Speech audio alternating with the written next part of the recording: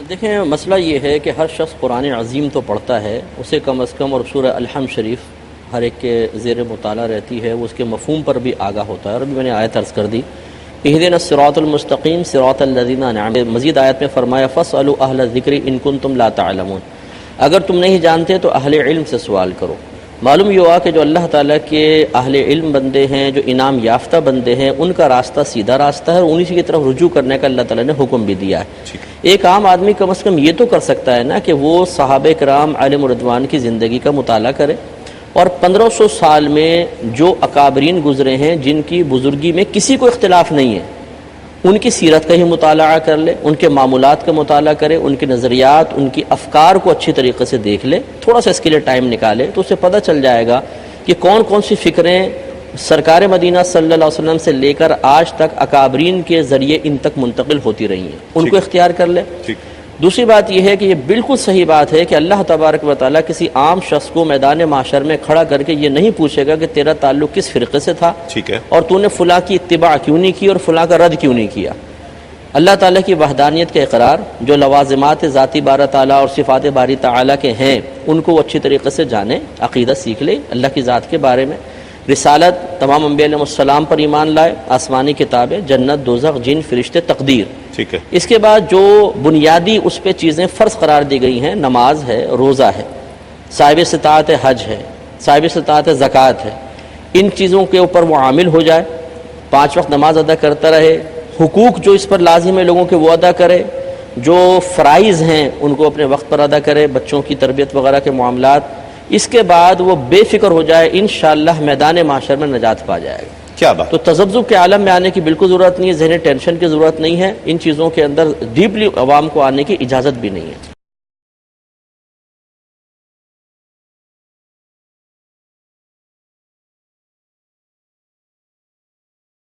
مفتی محمد شفیع رحمۃ اللہ علیہ نے بہت اچھی بات فرمائی کہ جو اختلاف ختم کرنا چاہتے ہیں، دراصل یہ چاہتے ہیں کہ لوگوں سے عقل چھین لی جائے اور ان سے دیانت چھین لی جائے۔ جب تک یہ دو باتیں اختلاف نہیں ملے گی، اگر سوچنے کی گنجائش دو گے کہ ہر شخص سوچے آزادانہ، اور یہ بھی حق دو گے کہ ایمانداری سے جو تم نے سمجھا آزادانہ بیان کرو، اختلاف سامنے آئے گا۔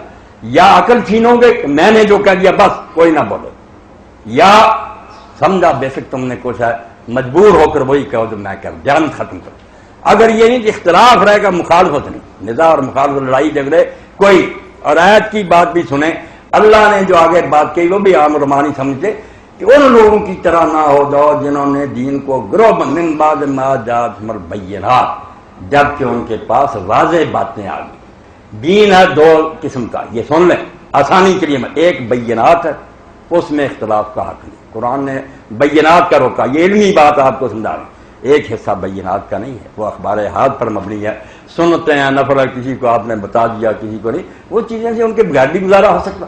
بینات ہیں دین کا، وہ واضح اور متواتر ہے دین، جس کا اختلاف کر کے کوئی شخص مومن نہیں جاتے۔ شراب حرام ہے، 5 وقت کی نماز ہے، ایسی باتیں، زنا حرام ہے، یہ عورتیں حرام ہیں، یہ بینات ہیں، کلیئر۔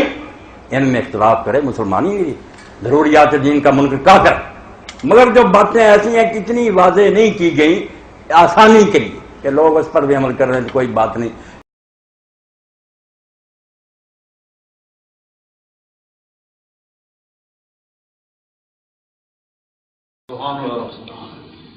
امت مسلمہ ایک گلدستہ ہے، امت، اور یہ سارے مسلک جو اس کے اندر ہیں یہ اس گلدستہ کے مختلف رنگوں کے خوبصورت پھول ہیں، اور رنگارنگ پھول ملا کر گلدستہ امت بنا ہے، اور رنگارنگ پھول ملا کر گلشن اور باغ بنا ہے محمد مصطفیٰ کی امت کا۔ اس تصور کو ڈیولپ کرنے کا نام اتحاد امت ہے۔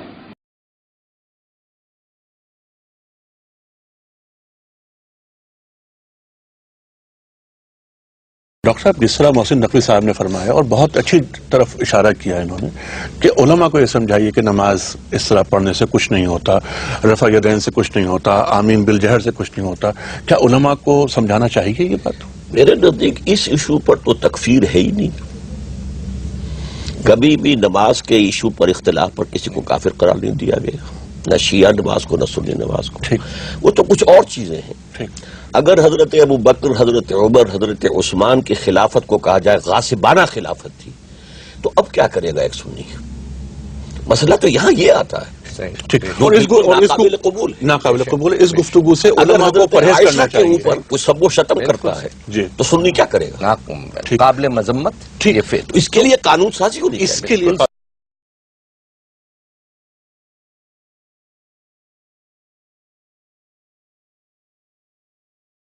تو شریعت نے امت بنو امت، تم دیکھتے نہیں ہو کہاں ہم پہنچ چکے ہیں، آگ ہی آگ ہے، خون ہی خون ہے۔ یہ وقت ہے فرقہ واریت میں بٹنے کا، یہ وقت ہے ایک دوسرے کی پگڑی اچھالنے کا۔ امت بنو، امت بنو، امت بنو، امت بنو۔ اختلاف کو برداشت کرو، وسعت صدر پیدا کرو،